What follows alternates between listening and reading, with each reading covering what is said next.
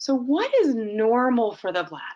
So what's normal, which a lot of us maybe never thought we were normal or we didn't know what was normal, but what's common out in the community for bladders that aren't problematic is in 24 hours, we go to the bathroom about 5 to 8 times during the day. Okay, that means we go to the bathroom about every 2 to 4 hours, and we rise at most one time a night to go to the bathroom. So 0 to 1 times in the middle of the night, we get up and go to the bathroom. And then we normally don't have to go to the bathroom just in case. Just in case. And what we mean by that is, I went out to dinner with my family and I got to the restaurant and I went to the bathroom and we stayed in the restaurant for 45 minutes or an hour. And then I was like, ooh, I better go just in case before the ride home, or during any kind of movie or intermission, we're taking every opportunity we can to go to the bathroom. And that's just in casing. We shouldn't need to do that. So that normal bladder health is you can control when you go as long as it's within reason, and that's that 2 to 4 hour window. We shouldn't need to push or strain in any way to go to the bathroom. So we should be able to sit down on the toilet and relax, and then our bladder starts working. We shouldn't have to force it at all. We'll talk about some instances where you might do that and some options for that. But in general, it's a passive event. And just to realize there's always a little urine left in the bladder after we go to the bathroom. If you've ever been to your doctor and you go to the bathroom and then they take a little scan of your bladder, what they're looking for is that you have less than 50 milliliters of volume left in your bladder, and that's considered normal. And some folks think that that's like, why would there be something left? Well, just to realize there's always a little blood left in your heart when it's pumping. There's always a little air left in your lungs when you're breathing. And that's the same thing with your bladder. You never empty your stomach fully. There's always a little something there still. So don't be concerned if there's a little there. And then usually when we go to the bathroom, we go a good amount. It's about 300 milliliters. And for those of us who don't know the milliliter system very well, which is me, what we think of is that a tall Starbucks cup, and I know that we all don't go to Starbucks, but think about that tall coffee size, that's about 300 milliliters. So when we go to the bathroom, that's a reasonable amount to go. If you're going significantly less than that, you're probably going too frequently.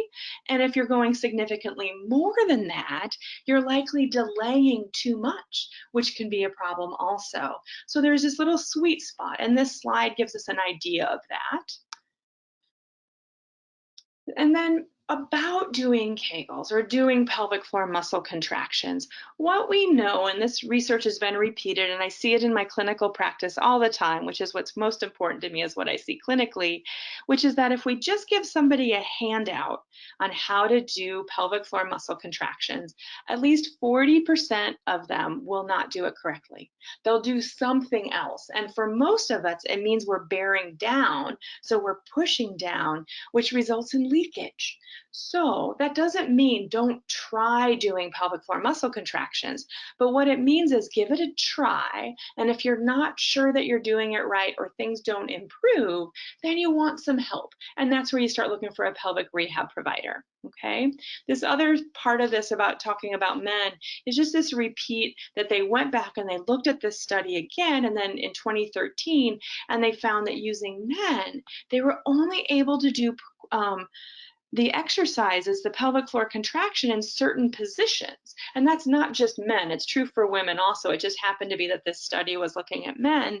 And we know that for women too, that different positions are easier to find your pelvic floor muscles. So that's a great place to start. And then we'll address what you should do as you go forward in the next couple slides. So stay tuned. So now, how do we do a pelvic floor muscle contractions? We want to do more than squeeze.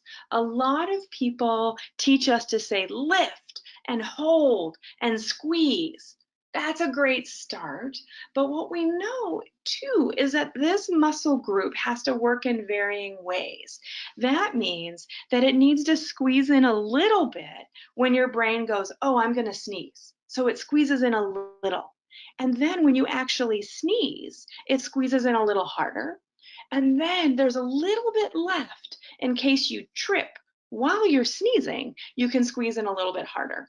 If all you do when you say, oh, I'm going to sneeze, and you squeeze your muscle in as hard as you can all at once, when you actually sneeze, or if something else happens while you're sneezing, you're more likely to leak. So what we want to do is have you start learning to vary this contraction. And some of that can be that you think of an elevator, and so you think of the doors closing as winking shut or gradually shutting or shutting off the hose of the urethra. That's the closing of the doors. And then you go up each floor. So you squeeze in a little, and then a little more, and a little more. So close, lift, lift. You could think of it as holding back gas or stopping the urine flow and then pulling in a little harder. You could think about closing the urethra and then pulling the genitals inward, lifting your pelvic floor muscles or the genitalia from your underwear, so pulling inward. And then some of us just really have a hard time getting to that zone, and we just don't know where this area is of our body.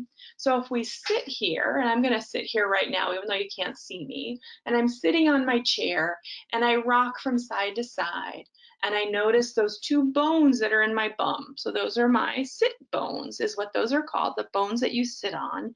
And you could think about drawing those two sit bones together and lifting the perineum or the tissues in between those two bones off the chair.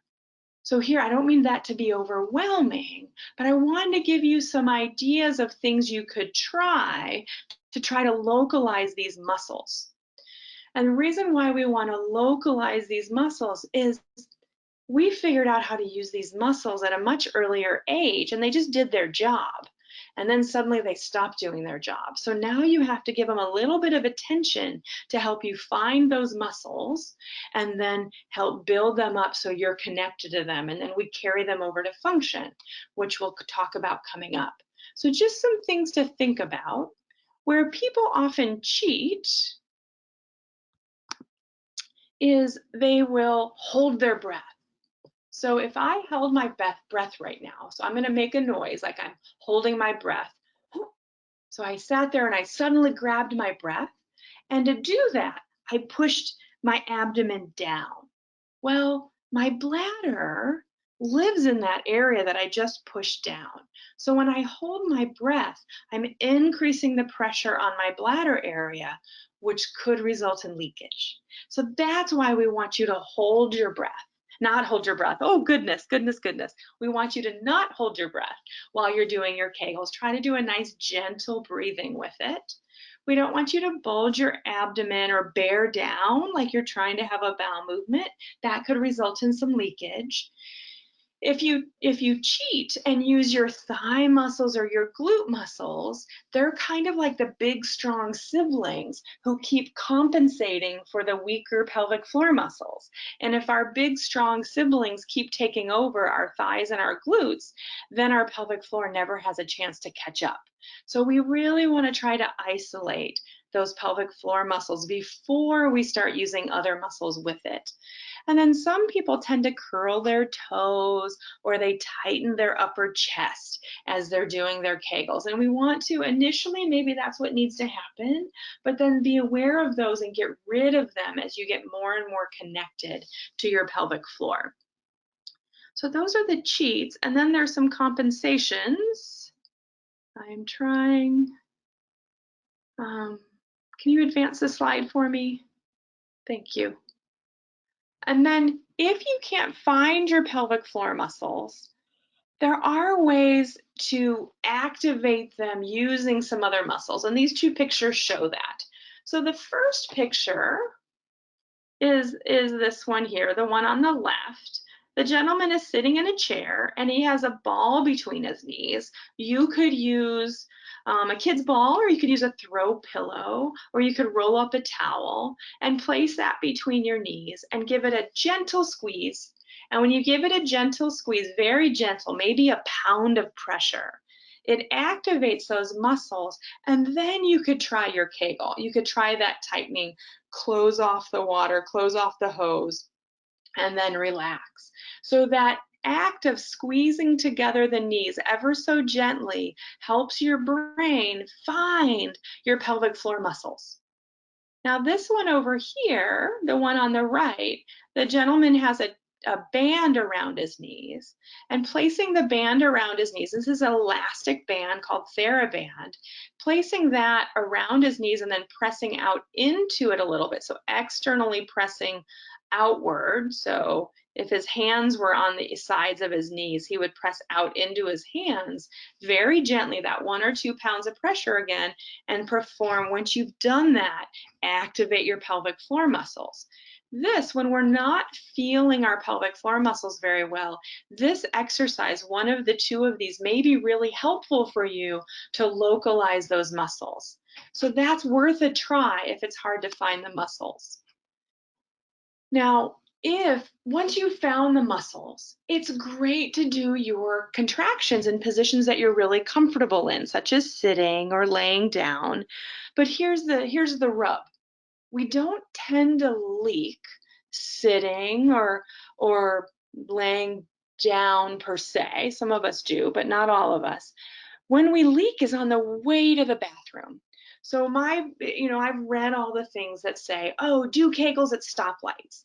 My challenge to that is if you only do Kegels at stoplights, you're only doing Kegels when you're sitting. So my joke is if you only do Kegels at stoplights, you will only be continent when you're at stoplights.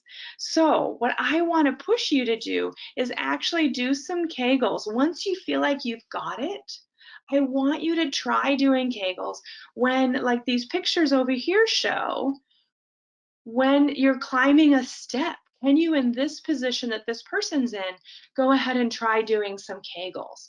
This person here on the left is standing on one leg. She's very supported, and let's have a wall behind her in case she loses her balance. She can hold on to something, but can she do a Kegel with her foot, with standing on one foot? So this is going to start mimicking what it's like to actually do a functional activity. And that's really what we're looking for, because most of us leak when we're on the way to the bathroom, when we're going for a walk, when we cough, laugh, or sneeze. So I really think once you feel like, oh yeah, I've got this, your next group of exercises that you do should be in standing or standing in varied positions. Now, we've often read way back in the day that you should do 300 Kegels a day. That is the elephant in the room, because that's what people were told. Well, guess what? You're not supposed to do 300 Kegels a day. You wouldn't do 300 bicep curls a day. You don't need to do 300 Kegels a day. Most of us need to do 20 to 30. But if we're rehabbing, if we're having a lot of problems, maybe 40 a day at different sessions. So you break it up in different ways, and you do it throughout the day in varied positions. So the days of doing 300 Kegels a day should be over. What that tends to do is fatigue our muscles so much, and then we leak. So let's not fatigue our muscles so much that we leak. Let's strengthen it so it has time to get stronger and more active. Okay?